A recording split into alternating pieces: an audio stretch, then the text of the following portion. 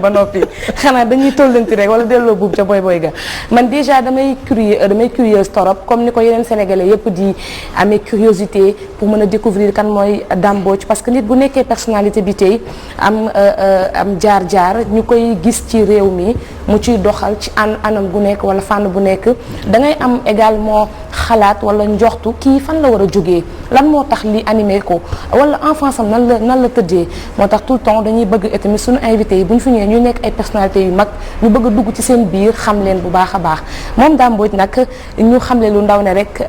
jaar na ci enfance boo nga xamante ne nii peut-être difficile na ou difficile c'est à lui de le dire wala mu confirmer ko ak lu ci mën a am jaar na ci école élémentaire bu Géoul déjà fan mooy Géoul ak sa élémentaire nag nga ko dundee Dame Mbodj gannaaw bi ñu la nuyu waatee bu baax a baax. jërëjëf soxna Aïcha Diakhaté foofu nga duggee am na solo boo gisee sànq bi may nuyoo wax naa ni maa ngi nuyu waa Ngumba Ngeewul yépp yi may seetaan di nuyu sunu xalif ya fa nekk doore ci kër Seydi Alioune Ba ak kër Cheikh Ahmad Fadal Aydara di nuyu yenn kilifa diine ya fa nekk yépp mënuma leen di ndaxte Géoul dafa bokk ci dëkk yi nga xam ne Sénégal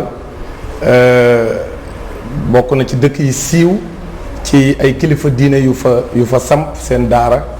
dafa jàngale yor fa seen famille mu bëri ay muxaddam bëri également ay jëwriñ donc loolu moo tax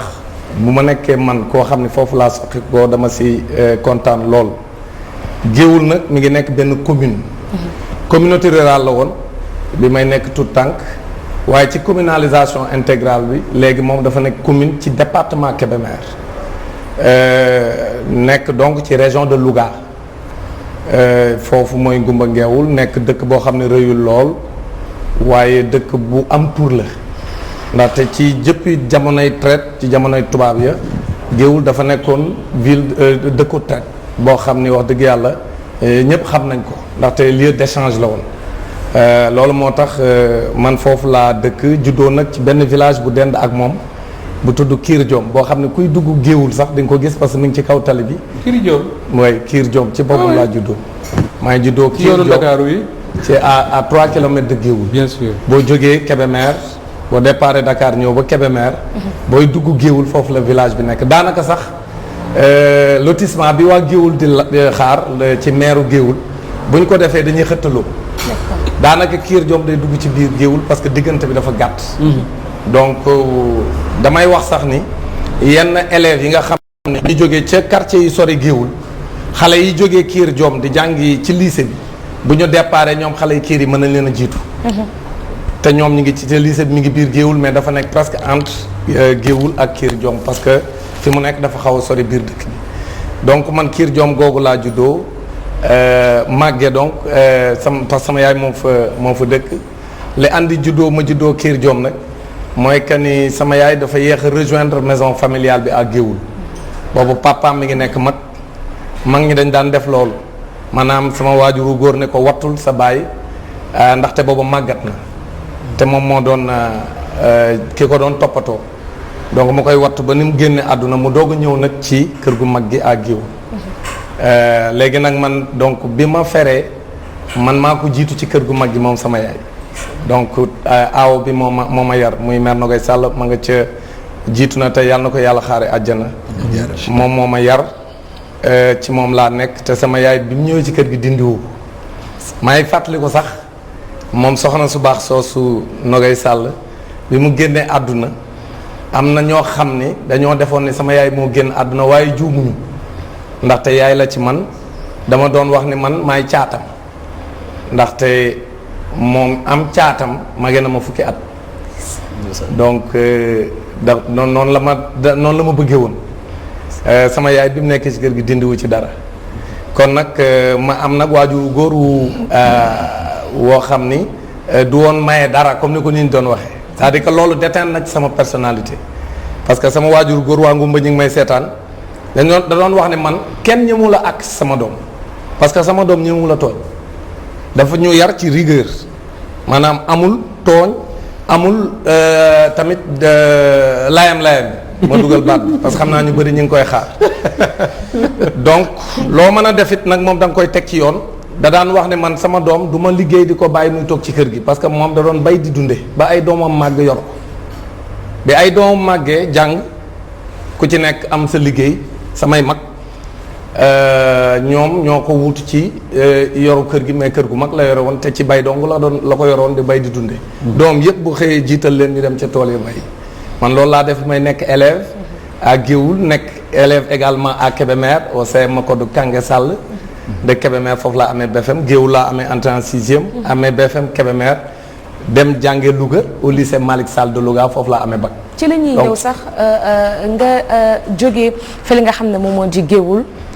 jaar CM Macodou Kange Sall ci Kébémer ñu gis ni que diggante Géoul ak Kébémer également c'est une distance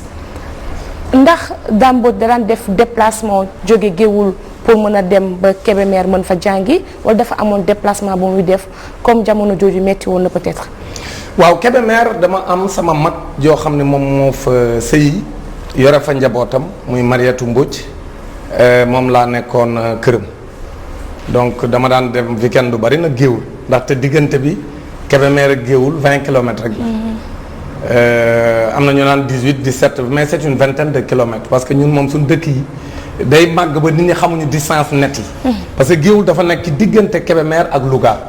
nit ñi nee nañ ñii nee nañ 17 kilomètres de Kébémer la nekk 20 kilomètres ou 22 kilomètres de Louga mais comme ni ma ko waxee comme ville yi dañoo am ay extension te ñun suñuy natt ca jamonoy tubaab ya presque lañ ko nattoon jafe na nga mën a wax exactement nombre de kilomètres mais daanaka ci digg bi la nekk. entre Kébémer ak Louga. donc Kébémer googu effectivement distance boobu du ma woon xëy di jàngi dama nekk sama kër mag. ca Kébémer fa laa def juróomi at yi ma def Kébémer pourquoi juróomi at parce que ñun suñu génération dañu dund année blanche. en 1988. mi ma fekk Kébémer au CER ma dund année blanche loolu moo tax ma def juróomi at Kébémer doog am sama BFM parce que dafa am classe bu ñu reprendre ñun Sénégal gépp en tout cas parce que Abdou Diouf moo décrété woon année blanche en 1988. après grève bu métti. boobu yaa ngi def ban classe. boobu maa ngi en 88 maa ngi woon en classe de je devais être en classe de quatrième. je crois parce que 89 nga am BFM. waaw parce que 89 la am BFM 92 la am bac parce que maa ngi dem à l'université Gaston Berger Saint-Louis en octobre 92 ci lañ dem ñun suñu génération en première année à l'université Gaston Berger nekk la troisième génération. donc première génération bi ci ñenn ñi xam c'était les Abdoulaye Wilane et les Mounirou Sy et autres Cheikh Yérim Seck ñoom ñoo doon suñuy doyen de 2 ans à l'université Gaston Berger man bi ma fay dem ñoom ñi ngi licence man may ñëw sama première année. donc zone boobu daal laa jàng diggante Ndar ak Louga Kébémer vraiment. diggante boobu laa jàng mais avant Ndar jaar nga lycée Malick Sall te très souvent dañuy wax ne que la personnalité d'une personne fu ñu koy déterminer mooy moment bu am solo boobu noonu ci vie wam muy moment bu muy jógee collège di dem lycée. Dame Mbodj il était terrible dëgër bopp wala sikkoon wala cëpp-cëpp ci école bi ba ñëpp ràññeeku nan la Dame Mbodj meloon. d'abord kay bu dee loolu la damay déparé sax ci Kébémer parce que Kébémer bi may def 5e. voilà. en classe de 5e déjà ci laa am sama première expérience su taxaw grève. 5e secondaire. 5e oui. lu ko waral dañoo am sunu ñaari camarades ci biir classe bi. ñoom devoir si je me rappelle bien boo xam ni benn professeur daf ko bëggoon def ñu ni defuñu ko comme ni muy amee souvent mu forcé ñu taxaw di xëccoog moom di ko défier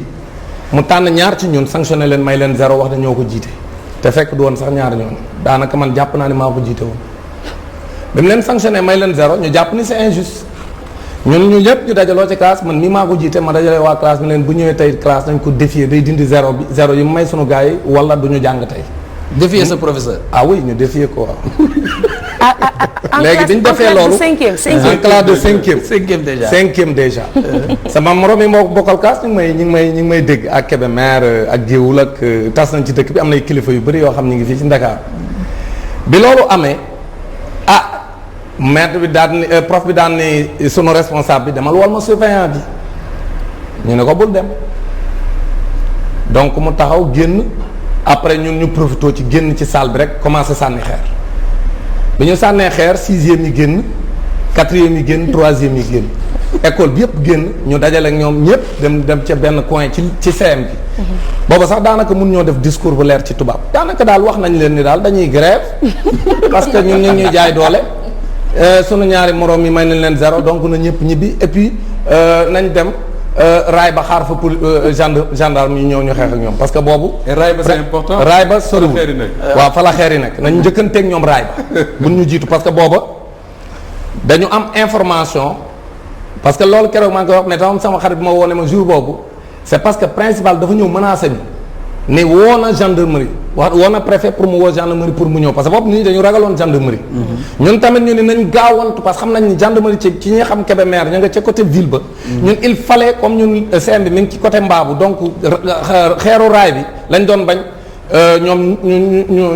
ñu romb ko ba ñëw ba nga xam dootu ñu am ay armes yu ñu xeex ak ñoom. ñu njëkkanteeg ñoom njëkkalante raay bi. donc ñoom bi ñuy yegg si comme jamono yooyu gendarmerie bëriwuñu woon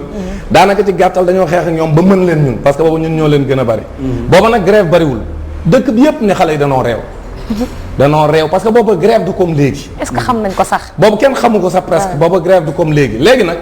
bi loolu amee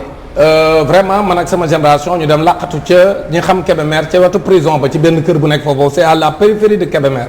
sunu benn grand boo xam ne mi ngi foofu daal di xam ni fa lañ nekk ñun daaw ñu ko nëbb lu ñuy def moom moo dem ni préfet xam naa fu xale yi nekk mais den may jox garantie que du ngeen leen def dara ñu ne donc dañuy woote réunion de crise fa la ñu wootee réunion man ak sama groupe ñu jël siñ ñu dem defe ko à la mairie de Kébémer fa la ñu principal bi nga xam moo nekkoon foofu Souleymane Ndaw tey yàlla def na li gën yàggul bi mu génne àdduna ak léegi fa la retraité je crois à Kébémer mu daal di ci réunion bi ma yegsee ak sama groupe mu ni mais kii Jean Le Fou kon day bokk ci réunion bi. Sergent Le Fou. Sergent Le Fou day bokk ci réunion bi Sergent Le Fou day bokk ci réunion bi du yegg. te yow lay waxal man lay waxal boobu man la tuddee Sergent Le Fou jour boobu la ma ko tuddee. te tur boobu daf lay topp ba léegi. waaw daf may topp ba léegi ci sama gars yi mais heureusement pour man que sénégalais yu bëri xam ñu ko mais sama gars yi. mais xam nañ ko tey xam nañ ko tey. léegi xam nañ ko bokk na ci ay nga xam ne gën a la ràññee ci ay waaw xam naa ne ña ngay ree waa Kébémer yi nga xam ne xam nañ ma ñoom sama frère yeeg ñi nga xam ne jàngandoo nañoo ak man xam nañ tur woowu foofu lañ ma ko tuddee ci réunion boobu après préfet ne non ñoom ñëpp la ñuy déglu moom il insistait pour que man bu ma ci bokk parce que man j'étais tellement têtu que su ma ci bokkee pour ñu am solution du yomb parce que boobu c'était pas facile parce que prof yi comme ni ko ñëpp xamee prof yi dañuy radicaliser wu dañuy solidaire ànd ak seen collègue ñun aussi ñu taxawee suñu côté donc en réalité du grève bu yàgg parce que jour boobu la rek parce que boobu grève quand même du woon lu ndaw du comme léegi boobu benn heure rek bu ñàkk coow la léegi nag foofu lañ mujj wutee consensus ñi fa représenté woon jàngalekat yi tamit waxtaan ak administration bi ak ñu xool une solution daal ba ñu daal léegi loolu daañ ci wut saafara ba jox ñu ay garantie que dinañ dindi sanction bi. en troisième loolu moo tax vraiment. en troisième aussi nga jiituwaat beneen grève boo xam ne presque ci anam yooyu la nekkee ba tax ñu dàq la une semaine de l'école suñu sukkandikoo ci Moussa Mbodj. loolu am na effectivement kooku benn prof de maths moo ma ko sanctionné en troisième il l'a appelé d'ailleurs je te donne 2-0 de fumisterie la ma tudd. 2-0 de fumisterie. sama gars yi may seetaan aussi daañu ci xam dara parce que boobu aussi nee na man maa manigancé ba devoiru mat surprise bi mu ñu bëggoon defal ma ne gars yi bu ko kenn def. bon mun naa wax parce que waa Kébémer xam nañ woon ci prof bi s'appelait monsieur Tunkara. c'était un karatéka. d'ailleurs bi mu koy wax sax da ko def ak benn gesticulation extrême dam je te donne 2-0 de fumisterie. donc noonu la ñu ko waxee donc en réalité bon man pour moom nee na man affaire fumisterie laa def parce que man maa poussé sama morom yi pour bu ñu def devoir bi. parce que devoir surprise aussi la woon bon certes man à l'époque li ma gëm moo doon que nit aussi te loolu laa gëm ba léegi waroo ne xale tout tànk waruñu laaj xalaatam lu ñuy def kenn du ko ci jox xalaatam man gëwma loolu donc xam nga fii tamit ñun ci suñu aada dañuy jàpp ne xale moom tout tànk la même buñ dee waxtaan wala ñuy lekk wala extra c'est vrai que dañuy jàpp ni moom dafa war a moom avem compté wul c'est vrai qu'à un certain âge mën naa ko comprendre mais man dama gëm ni xale du tee mën a am say position di ko affirmer loolu lañ doon wane ñun en tout cas sunu génération c'est-à-dire on était des jeunes aux dents longues. D'accord. donc loolu quand même dund naa ko aussi à Kébémer. alors Moustapha. suivre nga Dame Mbodj mu mel ni cité na également ay localités yi nga xamante ni yéen a ko bokk lu ci mel ni Louga te yow Louga toi nga sa appréciation par rapport enfance